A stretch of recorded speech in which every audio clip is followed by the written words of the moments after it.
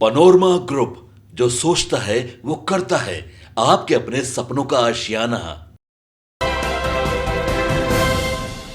नमस्कार, आप देख रहे हैं सिटी पोस्ट और मैं हूं अभिषेक मिश्रा।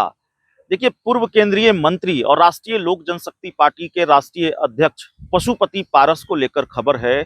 पशुपति पारस को झटका लगता हुआ नजर आ रहा है। हालांकि पशुपति पारस को झटके लगते रहे हैं और लगातार झटके लगते रहे हैं। पशुपति पारस को झटका किसी और ने नहीं दिया है। जिस भारतीय जनता पार्टी के ईमानदार सहयोगी होने का वो दावा करते रहे, पशुपति पारस लगातार ये दावा करते रहे कि वो भाजपा के ईमानदार सहयोगी हैं, वही भारतीय जनता पार्टी ने उनको लगातार झटके दिए हैं। एक झटका पशुपति पारस को और लगने वाला है। ये बड़ा झटका होगा पशुपति पारस के लिए। वो खबर हम आपको बताने आए हैं। पशुपति पारस को अपना सरकारी बंगला अब किसी भी हाल में खाली करना पड़ेगा। कोई राहत मिलती हुई उनको नहीं दिख रही है।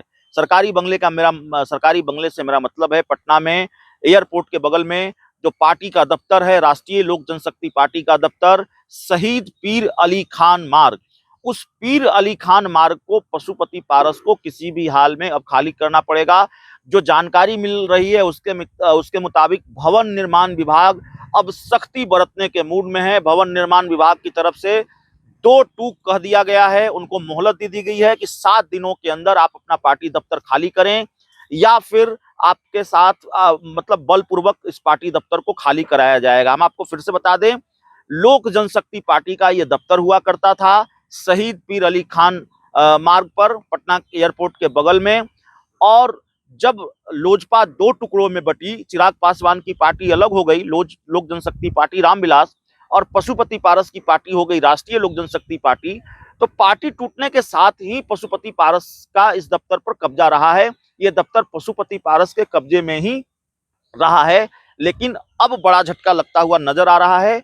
पशुपति पारस को अब दफ्तर खाली करने को कहा गया है, उनकी पार्टी को दफ्तर खाली करने को कहा गया है। और जो खबर आ रही है उसके मुताबिक 7 दिनों की मोहलत दी गई है और यह भी कहा गया है कि अगर आपने पार्टी दफ्तर नहीं खाली किया गया तो बलपूर्वक खाली कराया जाएगा।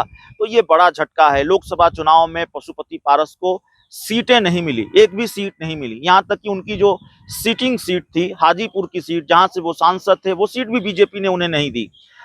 जब सीटों की हिस्सेदारी हुई तो एक भी सीट नहीं मिली। उम्मीद थी कि पशुपति पारस को बीजेपी हाल के दिनों में भाव दे रही है तो जाहिर तौर पर उनको बंगले के मामले में कम से कम राहत मिलेगी। चलिए, राज्यपाल नहीं बनाए जाएंगे, चलिए और कोई बड़ा पद नहीं मिलेगा, लेकिन शायद बंगले को लेकर बात बन सकती है, कोई बीच का रास्ता निकल सकता है।